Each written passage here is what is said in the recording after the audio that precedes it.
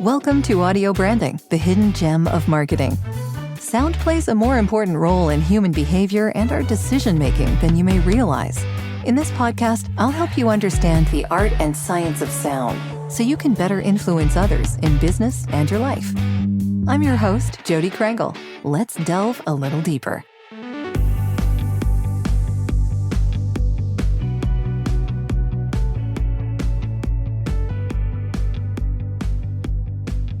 When it comes to community, then, wouldn't it stand to reason that just about any artist out there would want their own community? Every community is going to have a different feel, but that helps build a brand that is around, or that community is around that brand.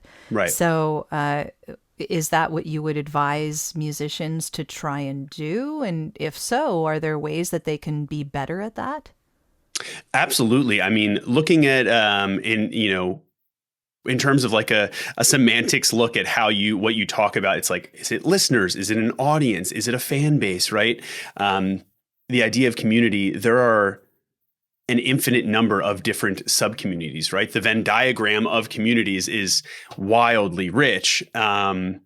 And what I would say is not just one community, right? But which communities is your band and your kind of mission statement and brand at the center of, right? That you can kind of go and pull in and have your own interactions and throughways with all of those communities, and find interesting ways to bring those other communities together, right? And that there's probably a lot of crossover that they aren't even aware of. So exploring that is really interesting, right?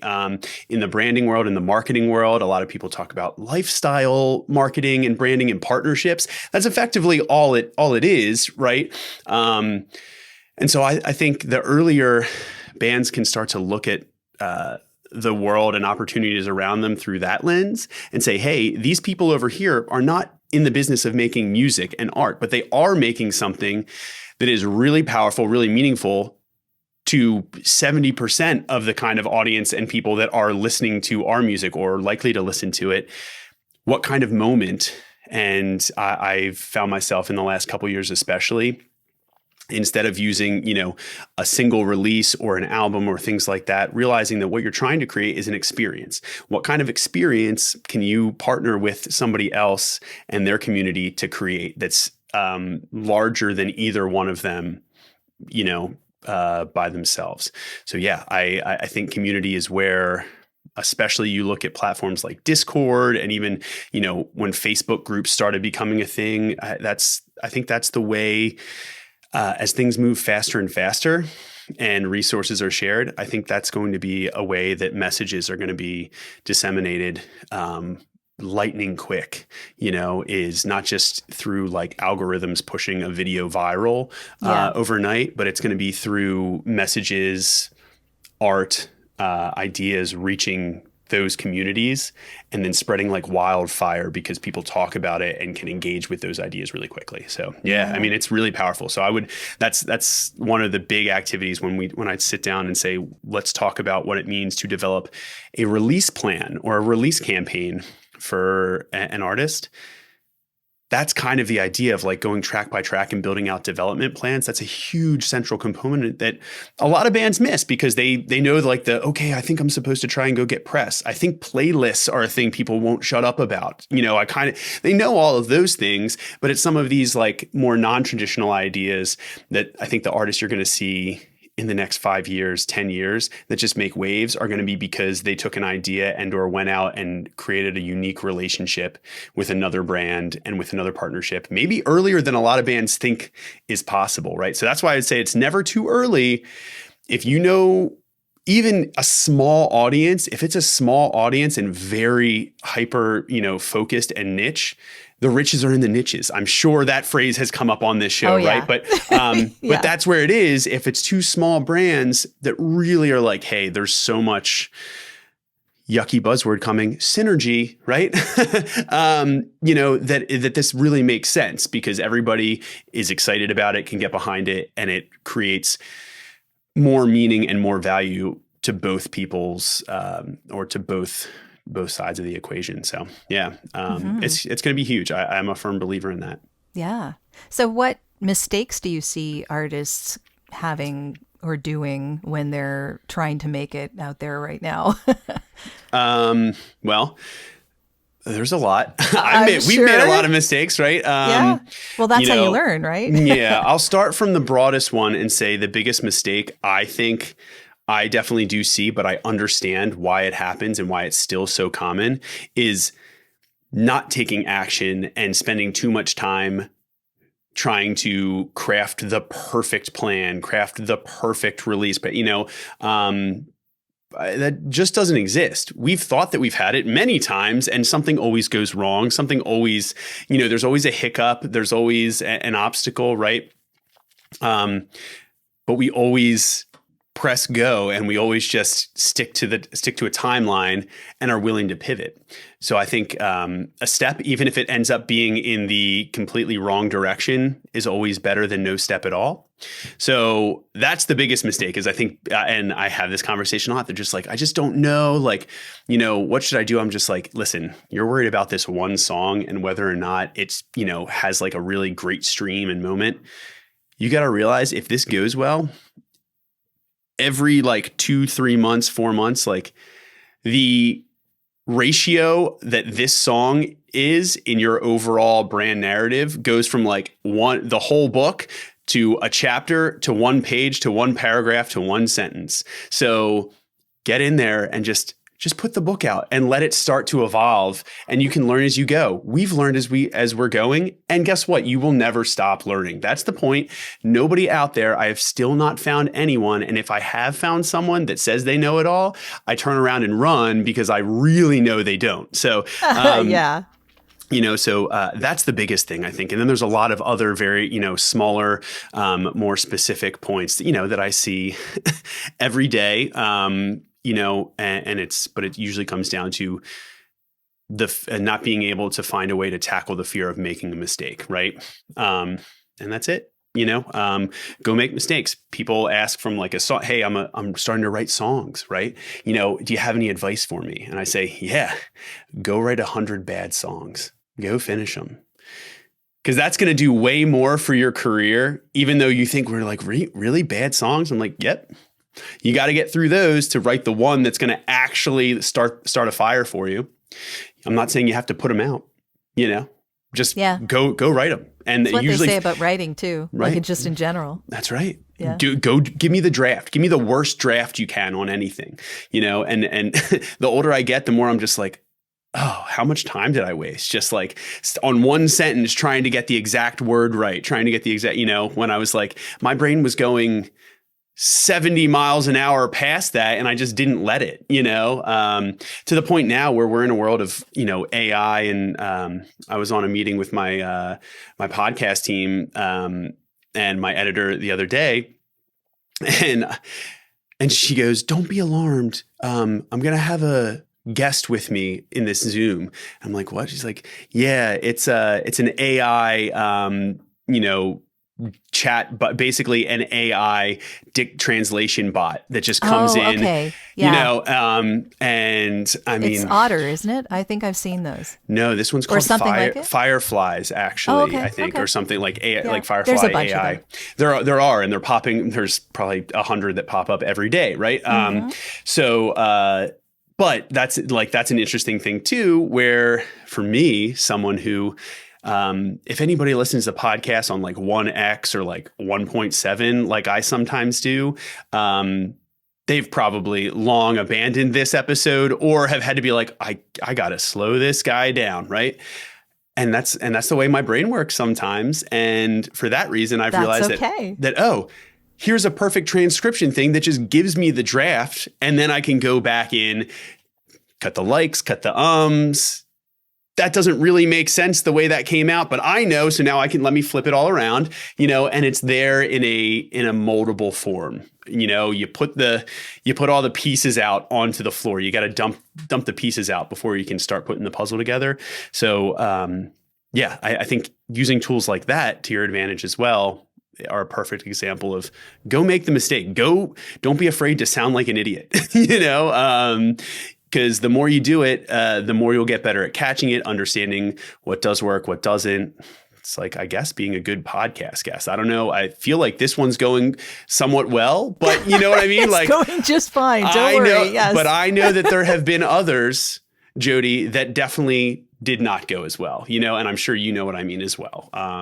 So I'm sure you've been a part of those on whatever end over the years. So well, I do try to make the best of just about any situation, but you do what you can, right? Me too. Yeah. So as far as the podcast is concerned, can you tell us a little about your podcast? Like what do you talk about on your podcast? What is it about? And of course, you mentioned you have help, so that's good. It is very good. Yeah. I think I learned very early on that that it was not a sustainable model for me to do everything involved in this and make a show that I wanted to make. With you. Yeah. Well, I know. Definitely.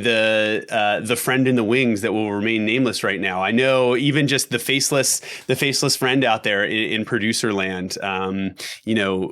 It goes a really long way. And that's another thing to be like, listen, we talked about bringing it back very quickly to like mistakes I see made.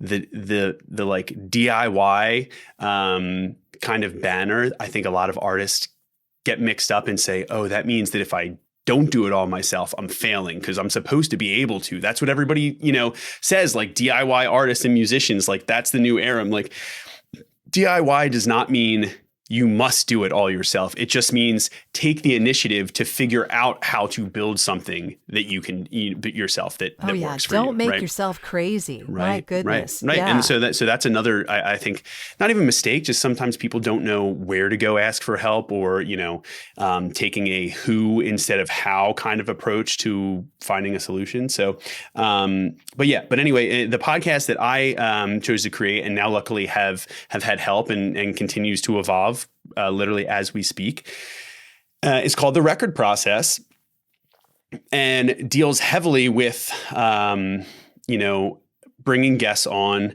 that each have a different perspective in talking about an album that they had a very integral role in creating, right? So a lot of the times it will be the artist at hand that has made this record, this piece of art, usually that in some ways had a very significant impact on either a large community or a very dedicated, smaller community. But either way, that's always kind of central to it is a body of work that has a story and has a lot of rich context and depth, both in how it was made, what inspired it, and then everybody else, the who, what, when, where, how of how it came together. And not only that, but then we kind of shift the camera. We do 12 episode seasons that kind of mirrors a track listing of a record, if you will, in our own way. I see it. Yeah. Yeah. And so that's our little like fun metaphor approach to it that we've kind of evolved into that I think is really neat and allows us to do a little bit better work and zero in on each one of these and really take some cool insights and inspirations away as people. So, so we also will have producers, on to talk about a record that they produced and what their perspective of the process was like. We've also even had a good friend of mine, Jamie Coletta, who's an incredible publicist and just, marketing phenom in that world in terms of defining a band's story, come on and talk about an album that she worked on the rollout portion of after the record was done, but taking the idea that was on the record and what it was about and the themes and working with the artist who was a very hands-on kind of DIY-esque artist in that world named Jeff Rosenstock and how they presented the whole thing back in 2016 when the climate was extremely volatile, especially surrounding some of the themes that the record touched on. So, So we try to flip that camera and give you at least through every season, a whole 360 look at what a record looks like from everybody, all the kinds of people that have a hand in it. And it's really fun. Yeah. And honestly, I think for me, each day, each episode, each season, the reason for creating the podcast becomes even more apparent for me. And So what was that reason? Right. I thought you'd never ask. I took the hint. Well, right. Thank you. You took the bait. Wow. Beautiful. Masterfully done. So the reason that I thought it would be cool, not just because I had some downtime during a global pandemic, although that didn't hurt, right? It was because I looked around and I realized, as a creative, as a person that makes music, as a person that works with other people that make music in the goal to help them make better music and find an audience that their music can impact and continue to kind of evolve, it gets hard. There's a book out there by a man named Stephen Pressfield that's called The War of Art. And in it, he talks about this phenomenon, this kind of perpetual struggle that any artist or person that works in a creative field tends to deal with. And he calls it resistance, right? I think it has a lot of names. Sometimes that can tie into mental health, frustrations, struggle with self-doubt and negative self-talk. A lot of these things go into it, but he, I think, encapsulates it in that book as resistance. And I realized that that's something that I've struggled with, my whole life, and called it by, many different names. And I've known plenty of other people and have had a lot of conversations about it. But it was interesting that, over the last decade, as the podcast format really came into its own, that I began realizing I was starting to lean on a lot of shows that did exactly this, that gave me something when I was struggling with writing a song, working out a creative problem.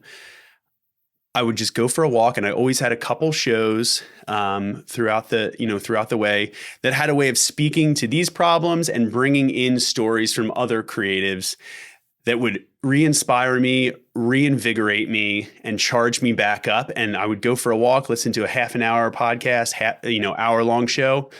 And by the time I got back to the house or whatever it was, I was like, I just throw everything down. I'm ready to go again, and it kept getting me through. And I was like, the consistency of being able to find your way and the things that help you fight through that were so important. And I would not be doing what I'm doing right now in a number of ways if it was not for things like that, whether it be mentors or even just a friend to be like, listen, I know you're doubting it right now, but trust me, it's good. What you're doing is good. Keep doing it. And some of these shows were having that effect on me. And I realized, I was like, man, I've met so many incredible people over the years through the course of working with my band and working in the studio and in the greater kind of professional audio scape world. It's like, there's some really good conversations we've already had. I think there's a chance here that I can start bringing some of those voices in there. And if anybody's willing to listen, maybe it'll have some semblance of that effect on anybody. Right. And so at the very least, I was like, let me take a swing at it. And at least I'll know I'm trying to put something else into the world that can hopefully do the same thing that I've benefited from. Right. And paying it back in that way. And it's evolved from there. But that was the start. So yeah, I mean, that is kind of the initial idea around, the mission of the show. And it's been incredible. I'm sure you've gotten the privilege of hearing a lot of feedback about your show and the people that you have on that are incredibly talented and knowledgeable and experienced and have great stories to tell. And it's just there are so many out there, and I love it because, and selfishly so, after every interview, I hit stop on the record button and I walk away and I have a smile. I'm like, man, I need to take time and let all that wash over me. And then I get to listen to it again and then give it back to everybody. Yeah. And it's inspiration. It's such a fulfilling place that I never really thought, especially as somebody that was really averse to social media and kind of afraid, to put myself out there early on, because early on Twitter was kind of a mean place, and people would, the YouTube comment section can be a dark rabbit hole as well, and all of those things. I think all creatives have that inclination to try and be perfect. Yeah.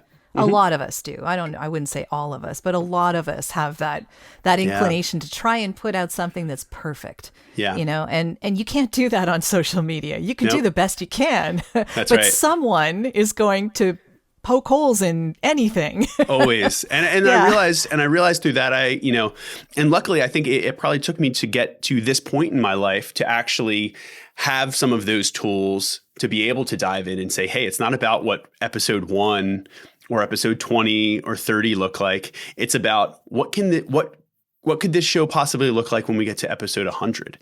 To have known some other friends that have gotten to episode 200, 300, and to realize, hey, their episode 1 did not look like this. Oh God, no! Just I'm like at 180, right. or one past 180 actually, and yeah, my first episode does Which not is bear any incredible. resemblance. Which is, Jodi, that's incredible. I commend you, and you should be so proud of that. I hope you are. That's amazing. And also as someone who is just past like the 50 episode mark, I know how much work goes into even just that. So so that's awesome. Before we get too far in the weeds, this is coming to an end here, and I want to make sure that you get your URL in there and the ways that people can contact you for artist help. Sure. As you're coaching, and also to find out more about the band and your podcast and all of that. Please let us know how you can be reached. Well, if any of this resonated and anyone was able to follow along for long enough, I'm less worried about the shit. They know this stuff will be in the show notes, The website is just my name, CaseyCavaliere.com. There's a lot more, info on there about a bunch of the stuff that I have my hands in that we've talked about here. And the podcast is called? The podcast is called The Record Process. You can find that, I guarantee, wherever you're listening to this show. I hope hasn't been a problem yet. And so we're getting to the end. We're just now wrapping up season 4, but we have already. I've been doing some onboarding, and I can't think about it without smiling. The stuff we have planned for seasons 5 and 6. Congratulations. Coming up. So I'm really excited about that. So please do all the good stuff. Follow along, whether it's on Instagram to see what we've already kind of put out there and see some cool video clips from previous guests, or just subscribe to it on the relevant platforms. But that's what I have going on. And if you are interested in any sort of one-on-one kind of coaching, or just looking for some advice, or even just being like throwing your hands up and just being like, I need help, give me, point me in a direction. I know what that's like. So you can reach out to me through my website, and I'd be happy to try and help in some way, even if I'm not the best person for the job. Maybe I know somebody who is, right? So very generous of you. Yes. Thank you. And thank you so much for being on the podcast today. I really appreciate it. This has been a lot of fun. I really enjoyed the conversation. Oh, as did I. Thank you for being brave enough to invite me into your wonderful world. Oh, no bravery involved. No. I knew this would be a good conversation. Thank you for doing it. Of course. Yes. Until next time. Well, that's the end of this episode. Thanks for listening. And if you like what you heard, why not tell a friend about this podcast? It's available in all the usual locations. Until next time.